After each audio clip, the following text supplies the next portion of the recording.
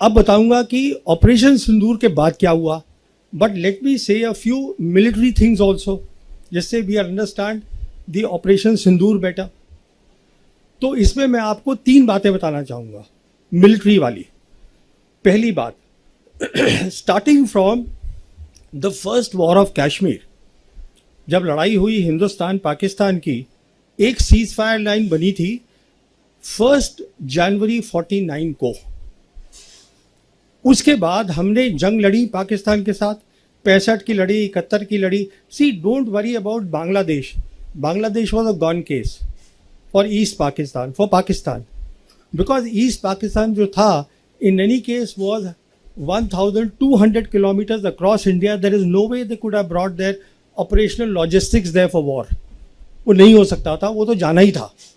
But important बात यह है, किसी भी जंग में हम वो मिलिट्री लाइन को ऑब्लिटरेट कर ही नहीं पाए।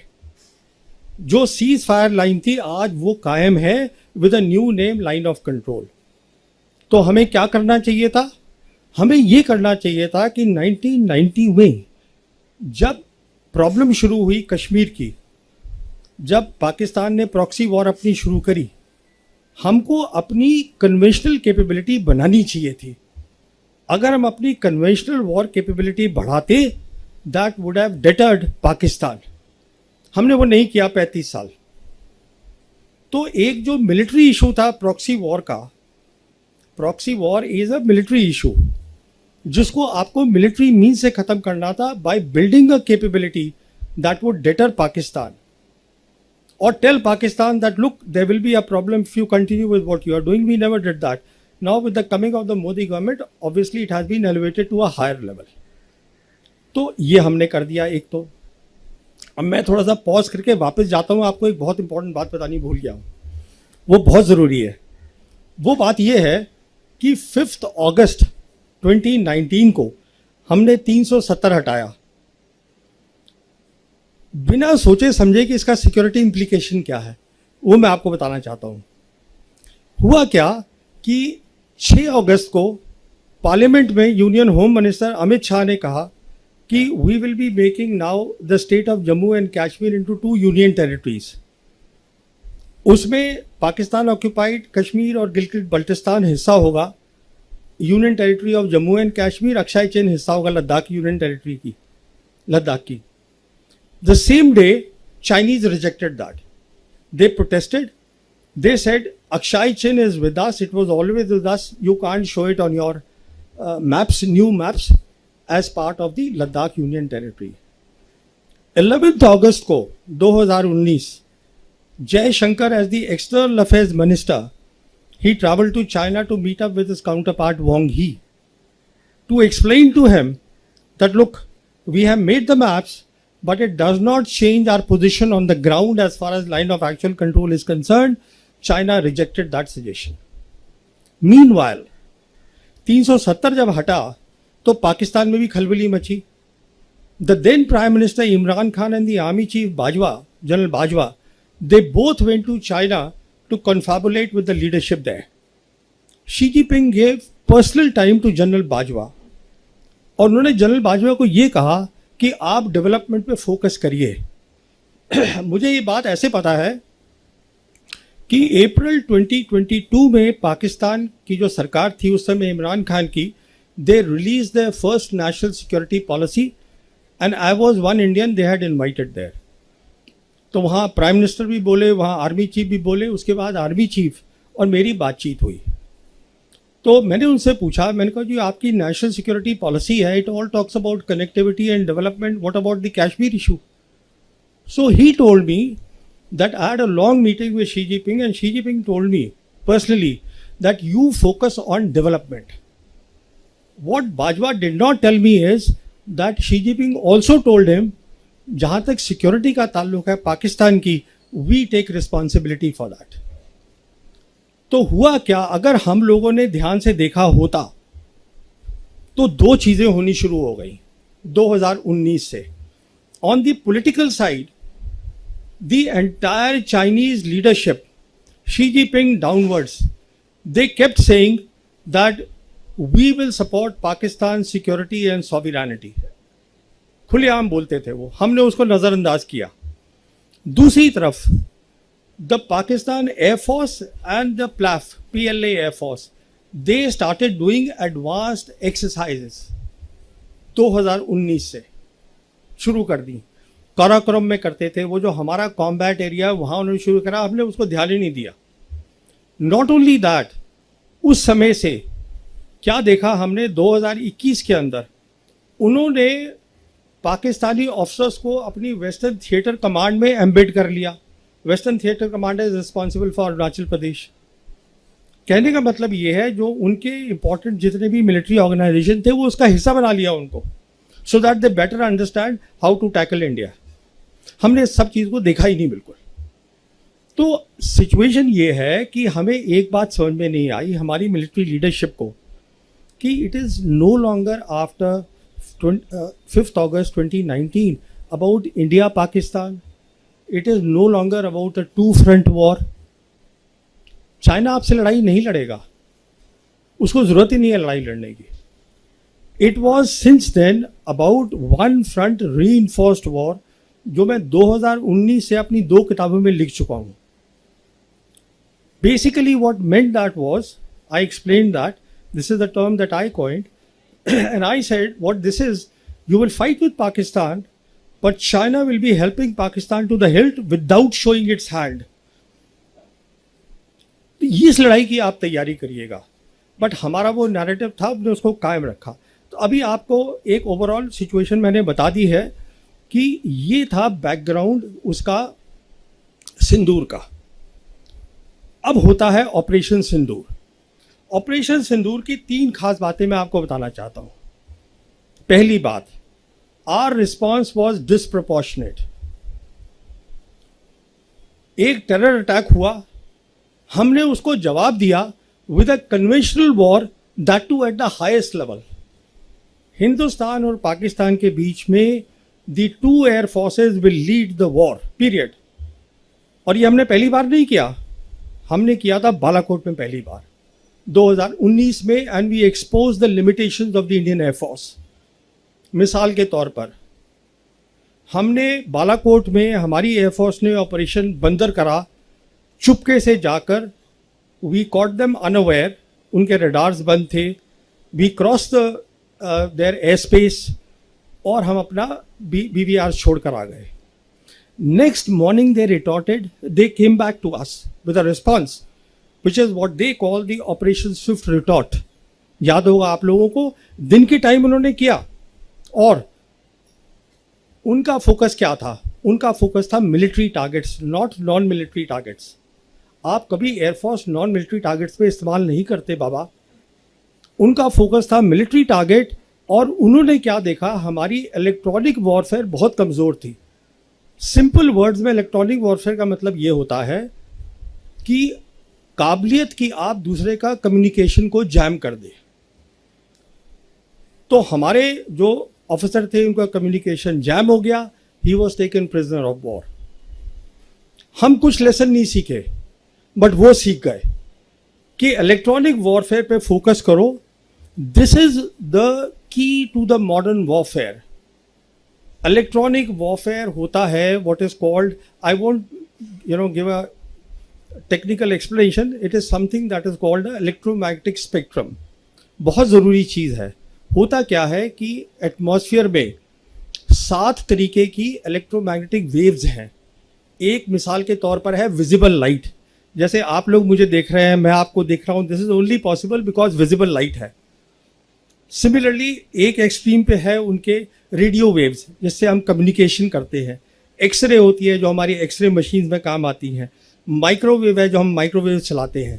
कहने का मतलब ये है, ये जो चीज़ है इलेक्ट्रोमैग्नेटिक स्पेक्ट्रम, अगर आप किसी भी फौज के पास एक काबिलियत है इसमें compete करने की, तो वो लड़ाई जीत जाएगा। दूसरा अगर उसमें नहीं compete कर जाएगा, वो लड़ाई हार जाएगा। It's simple as that. This is today the crux of the modern warfare, to have a superiority in the electromagnetic spectrum, and the part of that is electronic warfare. How do you jam the communication of the enemy? This is the lesson that they learned. As a consequence of that, देखिए हमने अपनी आंखों पे पट्टी बांध दी। क्यों पट्टी बांधी वो बताता हूँ मैं। क्योंकि प्राइम मिनिस्टर मोदी ने मई 2014 में जब ये आए हैं, इन्होंने अपनी पहली कंबाइंड कमांडर कॉन्फ्रेंस करी अक्टूबर 2014 में, जिसमें इन्होंने ये कहा कंबाइंड कमांडर्स को कि जो हमारा एनिमी है वो विजिबल है, थ्रेट जो है, no, enemy is invisible, the threat is known. It's a famous statement now made by the Prime Minister, basically saying that we have to focus on the terrorist and not on the Pakistan, which is harboring the terrorists or which is the hub of the terrorism. तो वो focus वो बन गया कि सब conventional war हमें करनी है, हमें काउंटर टेररिज्म को करते रहना है. उसी समय मुझे याद है एयर चीफ हमारे होते थे, एयर चीफ मार्शल अरूप राहा. मैंने उनसे पूछा भी था, मैं कहा ये आप कर क्या रहे हैं, because he started asking a role कि एयरफोर्स का भी रोल होना चाहिए. अरे बाबा, एयरफोर्स को ये था कि सारी ग्लोरी इंडियन आर्मी को मिल रही है, तकमे मिल रहे हैं, उनको ऑनर मिल रहा है टेररिस्ट मारने का, तो हमें मिलना चाहिए. So that entire line of leadership of the Indian air force, they also way very happy कि हमें भी ऐसा रोल दीजिए कि हम टेररिस्ट के खिलाफ काम करें. तो हमने 2019 में कोई लेसन नहीं सीखा. अब देखिए सिंदूर में क्या हुआ, हमने फिर वही किया. हमने सिंदूर में इस बार जो पाकिस्तान की जो सरहद है उसको हमने ब्रीच नहीं किया, एयर स्पेस को, स्टैंड ऑफ वेपन से, but we hit the terrorist target, वो हमने किया. पर इस बार वो तैयार बैठे थे. I won't go in the technical details, all to tell you is that it is not really about the J-10 and the PL-15 missile. It is about the ecosystem that was backing that. And when I say ecosystem, what am I talking about? I am talking about the advanced exercises that the Pakistan Air Force had been doing since 2019 with the PLAF. और उसके तहत वो क्या कर रहे थे, ecosystem का मतलब होता है कि आपकी सैटेलाइट्स, आपके एयरबॉर्न एसेट्स, एयरबॉर्न में जैसे AWACS होता है जिससे आप पता करते हैं कितने टारगेट्स हैं, उसको ट्रैक करते हैं, आपके ग्राउंड एसेट्स विच इज़ आपकी एयर डिफेंस वगैरह, और आपके फाइटर्स, इस सब को आप नेटवर्क कर देते हैं. इसका मतलब ये है कि एक तो जो अगर आपका जो हवाई जहाज है, मान लीजिए वो सिर्फ 400 किलोमीटर्स तक देख सकता है, but because now it is linked with the satellite, अब वो 1000 से ज़्यादा देख सकता है. Even before the enemy sees you, you see the enemy. ऊपर से आपने अपनी electronic warfare, as I told you, they focus there after 2019 Balakot. तो जब उन्होंने मिसाइल फायर करी है, एक तो हमको पता नहीं चला कि मिसाइल फायर हुई है, और दूसरा क्या हुआ है कि हमारा जो सिस्टम था रफाल का, उसमें ये काबिलियत नहीं थी कि उसमें हम आइसा रेडार बोलते हैं जो PL-15 में है, वो काफ़ी पावरफुल था, उसने उसको जैम कर दिया. तो जो हमारा पायलट था उसको पता ही नहीं चला कि मिसाइल ने मुझे लॉक कर लिया है. एक बार मिसाइल लॉक कर देती है और आप उसको नहीं हटा सकते हैं, डिफ्यूज कर सकते हैं, इट विल गेट यू. तो what I am saying is that it is one part, buying the fighters, buying the PL, the missiles. The key thing is आपको इसमें बहुत ट्रेनिंग करनी पड़ती है. अभी जैसे हमारे यहाँ फोकस होता है कि आप फाइटर खरीद लीजिए साहब, रफाल ले लीजिए, अरे उससे कुछ नहीं होगा. इसलिए नहीं होगा क्योंकि अब वो वक्त चला गया जब डॉग फाइट्स हुआ करती थी कि एक हवाई जहाज दूसरे से भिड़ गया. Now we are living in the age of beyond visual range missiles. 300, 350 kilometre, 200 kilometre से फायर कर रहे हैं. वो आप तभी फायर करेंगे ना अगर आपके पास एक इको सिस्टम है, जिसको पाकिस्तान एयरफोर्स ने समझाया इंटरनेशनल मीडिया को, that is called the multi domain operations with a special focus on electronic warfare, and this takes years and years. So by doing a disproportionate response, let me tell you a key reason जो मैं आगे आऊँगा अभी, why Pakistan's profile has gone up in the world capital. A key reason of that is, there are two key reasons. One is that they saw that the Pakistan military has emerged out of this 4 days of Operation Sindoor as a peer military competitor of the Indian military. बहुत बड़ी बात है, ये peer competitor उनको दिखाई दिया. तो उनकी जो मिलिट्री पावर की जो वो थी, औकात थी, वो बहुत बढ़ गई. They have the military power. And the second thing that the world saw is that the Chinese stood by them. Chinese are the people who had the gumption to walk the talk. बहुत बड़ी बात है. तो पहली तो ये बात हुई, डिसप्रोपोर्शनेट रिस्पॉन्स से हमने अपनी इंडियन एयरफोर्स की काबिलियत को दिखा दिया और हमारे लॉसेज हुए हैं. I don't want to go into those losses at this stage. तो कहने का मतलब ये है कि आप जो हम बोल रहे हैं, देखिए, we have to be objective about things. और ऑब्जेक्टिविटी हमें ये बताएगी कि अगर आप ज्योग्राफी देखिए पाकिस्तान की ज्योग्राफी ऐसी है जो इलोंगेटेड है, उसमें डेप्थ नहीं है. उसकी जितनी भी एयरफील्ड्स हैं वो 2050 किलोमीटर के अंदर अंदर हैं सारी की सारी मैक्सिमम. और जो हमारा S-400 है, हमारे ब्रह्मोस है, वो उसको इजीली कवर कर सकता है. Now what they have done is they have gone to China, and China is giving them a deadly combination of what is called the J-35A and the HQ-19, which is the air defense system. बहुत powerful air defense system है. It is meant for the IRBMs, intermediate range ballistic missiles, and the KJ-500, which is the airborne assets. तो ये एक बहुत बड़ा combination है जो उनको मिल रहा है. And I won't be surprised, वो पैसे वैसे नहीं लेंगे, उसको ऐसे ही दे देंगे क्योंकि उनको फ़ायदा हो रहा है दो तरीके से. एक तो फ़ायदा हो रहा है कि विदाउट फाइटिंग उनके जो हथियार हैं they are getting operationally validated, उनकी आर्म सेल बढ़ेगी. दूसरा फ़ायदा हो रहा है, they are cutting India to size through Pakistan. बहुत फ़ायदा है. तो कहने का मतलब ये है, दोनों ने लेसन लड़े हैं, सीखे हैं, पर हमारा लेसन जो है हमें उस पर ध्यान देना है. दूसरी बात, न्यू नॉर्मल क्रिएट करा है. जैसे बताया था अभी कि ये पॉज हुआ है, सीज फायर नहीं है कि जहाँ पर दोनों साइड बैठ के बात करती हैं और तय करती हैं कि ठीक है ये टर्म्स होंगी सीज फायर की. ऐसा कुछ नहीं है, कोई भी साइड इसको लिफ्ट कर सकती है. कहने का मतलब है we are today living at the age of war.